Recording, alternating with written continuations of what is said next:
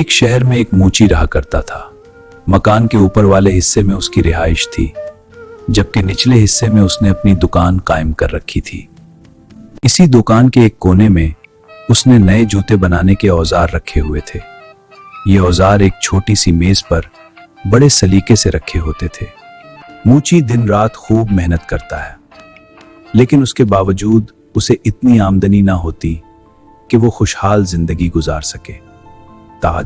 यहां तक कि एक वक्त ऐसा भी आया जब मूची की तमाम जमा पूंजी भी खत्म होने को थी।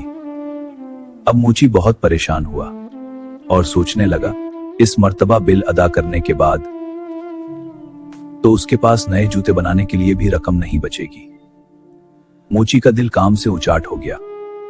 वो जो जूते बना रहा था उसका चमड़ा वहीं पड़ा छोड़कर उठा था और अपने रिहाइश वाले हिस्से की तरफ चला गया।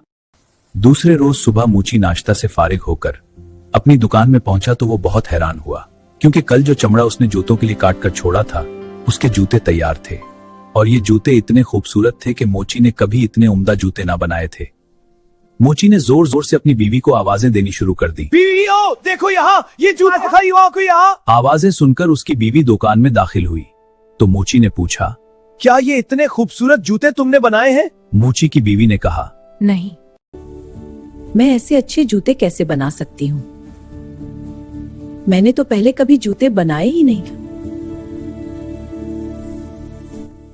मूची ने जूते उठाकर दुकान के दरवाजे के साथ बने हुए शोकेस में इस तरह रख दिए कि दुकान के बाहर से हर शख्स की नजर उन पर पड़ती थी।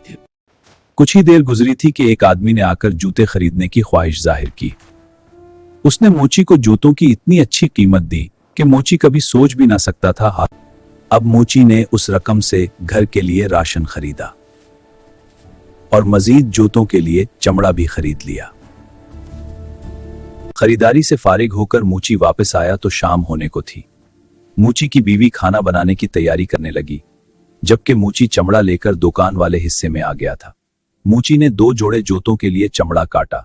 वो अभी उन्हें सीने के बारे में सोच रहा था कि उसकी बीवी ने आवाज देकर कहा, खाना तैयार है, आकर खाना खा लो, बाकी काम सुबह कर लेना। सुनकर मूची ने काटा हुआ चमड़ा अपने काम करने वाली मेज पर छोड़ा और रिहायशी हिस्से की तरफ आ गया।